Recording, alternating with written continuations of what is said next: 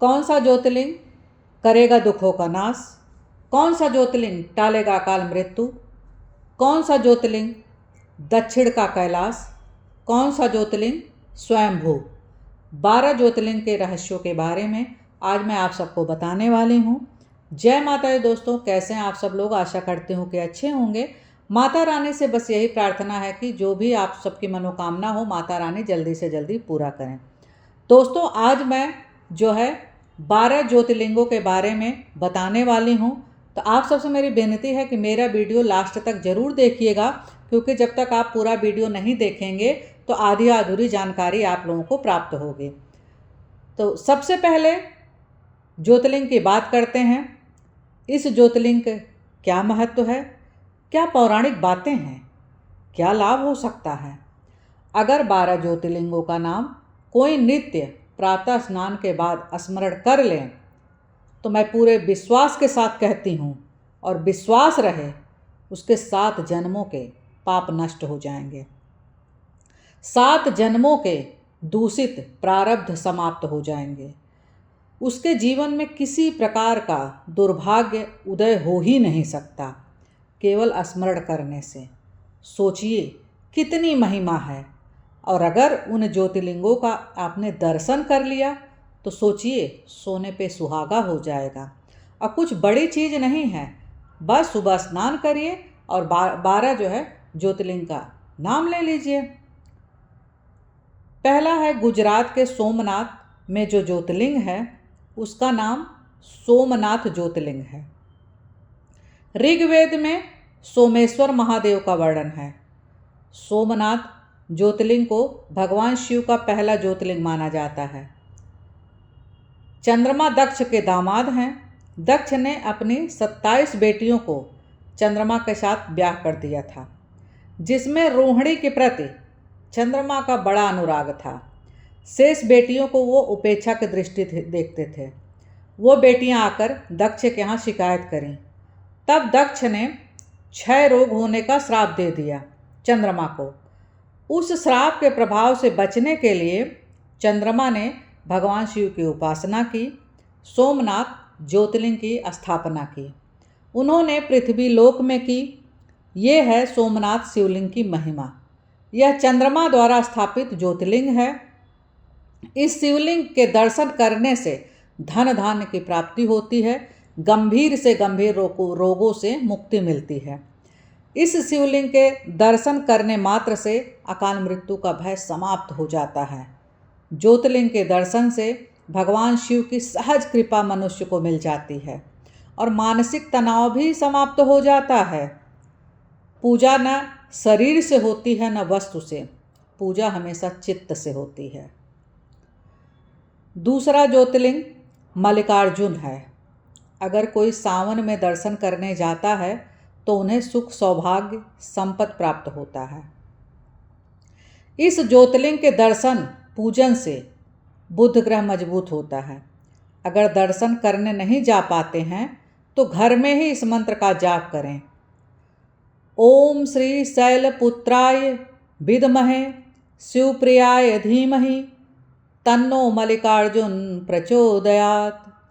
इस मंत्र का जाप करें। इस ज्योतिर्लिंग का दर्शन करने से पापों से छुटकारा मिलता है। तीसरा है महाकालेश्वर ज्योतिर्लिंग। एकमात्र दक्षिणमुखी ज्योतिर्लिंग है। अगर कुंडली में मार्केश की दशा है तो एक बार महाकालेश्वर के केवल उस क्षेत्र में जाने से अकाल मृत्यु का भय दूर हो जाता है। यह ज्योतिर्लिंग किसी मंत्र यंत्र के बिना ही बहुत शक्तिशाली है। तंत्र साधना के लिए महाकालेश्वर ज्योतिर्लिंग सबसे उत्तम है। अकाल मृत्यु में रक्षक बन जाता है। महाकालेश्वर का दर्शन करने से उसके बाद जूना महाकाल के दर्शन जरूर करना चाहिए। इनके दर्शन पूजन से शनिदेव जो आपके जीवन में बहुत सारा अशुभ फल देते रहते हैं, तो अगर आपने दर्शन कर लिया तो शनिदेव जो है अशुभ फल देना बंद कर देते हैं। अगर मनुष्य जन्म हुआ है तो एक बार परिवार के साथ इनका दर्शन करने जरूर जाना चाहिए। वहाँ की भस्म आरती देखने से, करने से कई कई जन्मों के पाप ताप नष्ट हो जाते हैं।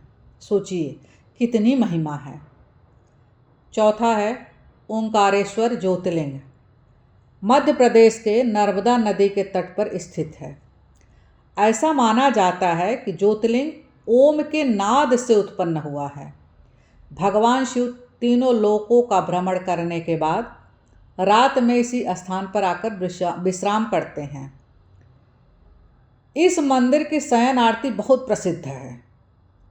इस ज्योतिर्लिंग के आसपास 68 तीर्थ स्थान हैं।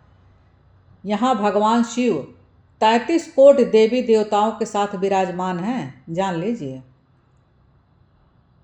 ओंकार ज्योतिर्लिंग स्वयंभू है।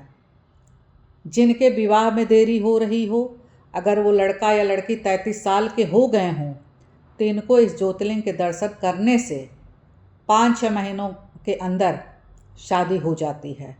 एक बार दर्शन करने जरूर जाना चाहिए। 5वां है झारखंड में बैद्यनाथ ज्योतिर्लिंग स्थित है। मान्यता है रावण तपस्या से शिव जी को प्रसन्न किया। शिव जी ने बल दिया कि वह प्रकट ज्योतिर्लिंग को अपनी राजधानी लंका ले जा सकता है। शर्त ये रखी कि इस लिंग को रास्ते में कहीं नहीं रखेगा। लेकिन प्रभु की लीला कौन जाने।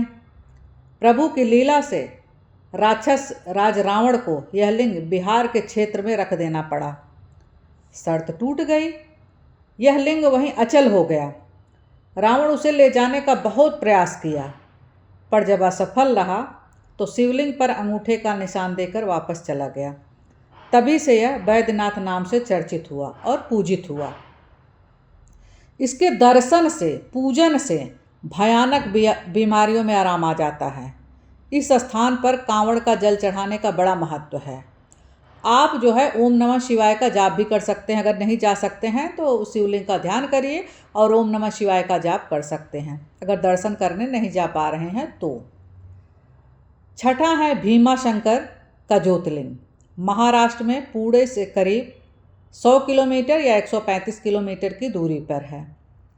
इसका उल्लेख शिव पुराण में मिलता है। इस स्थान पर भगवान शिव ने कुंभकर्ण के बेटे भीम का वध किया था। भीमाशंकर ज्योतिर्लिंग की पूजा करने से मंगल ग्रह को बल मिलता है। मांगलिक दोषों के कारण अगर कोई मुश्किलें आ रही हैं तो उससे आपको आराम मिलता है। इस लिंग के दर्शन से दुखों का नाश होता है और इस लिंग के नाम लेने से ही भगवान शिव की असीम कृपा प्राप्त होती है। अगर आप के जीवन में उथल पुथल हो रही है, वैवाहिक जीवन सही नहीं चल रहा है, तो आप मानसिक पूजा कर सकते हैं, तो आपके जीवन में, वैवाहिक जीवन में बहुत सारे राहत मिलेगी। मन से भी पूजा कर सकते हैं याद करके। 7वां है विश्वेश्वर काशी विश्वनाथ, उत्तर प्रदेश बनारस, जिसे दुनिया की सबसे पुरानी नगरी माना जाता है। यहीं पर काशी विश्वनाथ का मंदिर है। ये नगरी गंगा नदी के तट पर बसी है। इस स्थान में अगर प्रलय भी आएगी तब भी काशी विश्वनाथ बचा रहेगा। इसकी रक्षा के लिए शिव जी अपने त्रिशूल पर उठा लेते हैं। अगर कुछ प्रलय आता है, सब कुछ ठीक होने पर पुनः उसी स्थान पर स्थापित कर देते हैं, ऐसा मानना है। 8वां है केदारनाथ। केदारनाथ के बारे में बताती हूँ। भगवान शिव पांडवों को दर्शन नहीं देना चाहते थे, इसलिए वह अंतर्ध्यान होकर केदारा पहुँचे। पांडव भी वहाँ पहुँचे। क्योंकि युद्ध में पांडव लोगों ने बहुत सारे अपने भाइयों का वध किया था, तो उनको लगता था, तो उन्होंने पाप किया था, तो अपने पाप का प्रायश्चित करने के लिए वो शिव के पीछे जो है केदारा पहुँचे। भगवान शिव उनसे छुपने के लिए बैल बन गए और वहाँ बहुत सारे जानवर थे, तो उनमें जो है छुप गए। पर भीम को शक हुआ, भीम पहचान गए। भीम वहाँ गए तो सारे, तो उनके पैर रख दिया तो सारे जानवर, तो उनके पैरों के नीचे से जितने भी पशु थे सब निकल गए, पर ये बैल नहीं निकल पाया, भीम के पैरों के नीचे आ गया। पांडव के दृढ़ शक्ति और संकल्प से मन में शिव, उन्होंने शिव को ही बदल दिया, शिव के मन को बदल दिया। शिव को क्या, वो मन को, शिव के मन को ही बदल दिया। उन्होंने दर्शन देकर पांडवों को पाप से मुक्त किया। उनका दृढ़ संकल्प देखकर पांडवों का उसी समय से शिवलिंग बैल की आकृति के रूप में पूजा किया जाता है। इन्हीं को केदारनाथ कहा जाता है। 9वां है त्र्यंबकेश्वर ज्योतिर्लिंग। मंदिर में 3 छोटे छोटे शिवलिंग हैं जिन्हें त्रिदेव ब्रह्मा विष्णु महेश के रूप में पूजा जाता है। इस ज्योतिर्लिंग के दर्शन करने से सभी मनोकामनाएं पूरी होती है। पूर्व जन्म इस जन्म के किए गए पापों से मुक्ति मिलती है। 10वां ज्योतिर्लिंग है नागेश्वर। यह गुजरात के द्वारिकाधीश से 25 किलोमीटर दूर है। यह मंदिर द्वारिका और भेट द्वारिका के बीच के मार्ग में स्थित है। एक मान्यता के मुताबिक यहाँ शिव जी देवी पार्वती जी नाग के रूप में प्रकट हुए थे। यह मंदिर भूमिगत गर्भगृह में दुनिया के 12 स्वयंभू ज्योतिर्लिंगों में से एक के रूप में स्थापित है। तो कभी मौका मिले तो द्वारिकाधीश जाइए और नागेश्वर ज्योतिर्लिंग का दर्शन जरूर करें। और सौभाग्य की बात है कि मुझे जो है कई बार इनके दर्शन करने का मौका मिला है। 11वां है रामेश्वरम। रामेश्वरम मंदिर में एक आध्यात्मिक मणि स्थित है। ऐसा कहा जाता है कि ये मणि शेषनाग की है। ये मणि शिवलिंग के रूप में मंदिर में स्थापित है। यह तमिलनाडु में स्थित है। उत्तराखंड से गंगोत्री का जल इसी ज्योतिर्लिंग के चढ़ाने का विशेष महत्व है। अगर वहाँ कोई जो है गंगा जल नहीं ले जाता है तो पंडित जी जो है दक्षिणा लेके छोटे छोटे शीशियों में गंगा जल देते हैं, तो वहाँ ये भी सुविधा है। 12वां है महाराष्ट्र में घृष्णेश्वर ज्योतिर्लिंग। इस ज्योतिर्लिंग की कथा घुसमा नामक शिव भक्त से जुड़ी है। कहा जाता है कि इस मंदिर का अंतिम जीर्णोद्धार 18वीं शताब्दी में इंदौर की महारानी अहिल्याबाई ने करवाया था। इस लिंग की उपासना स्वयं सूर्य देव करते हैं। जिनको संतान से दुख मिलता है उनको भी इनकी पूजा करनी चाहिए। दोस्तों, मैंने 12 ज्योतिर्लिंग के बारे में आप सबको बताया है, और अगर कभी जीवन में मौका मिले तो आप लोग जो है अगर सक्षम हो और मौका मिले तो इन 12 ज्योतिर्लिंग का दर्शन जरूर करना चाहिए। अगर आपने 12 ज्योतिर्लिंग का दर्शन कर लिया तो मैं इतना विश्वास के साथ कहती हूँ कि कभी जीवन में आपको ऐसी परेशानी नहीं आएगी कि आपकी आंखों में आंसू आए। तो जब भी मौका मिले तो एक बार इन 12 ज्योतिर्लिंग का दर्शन जरूर करने जाएं।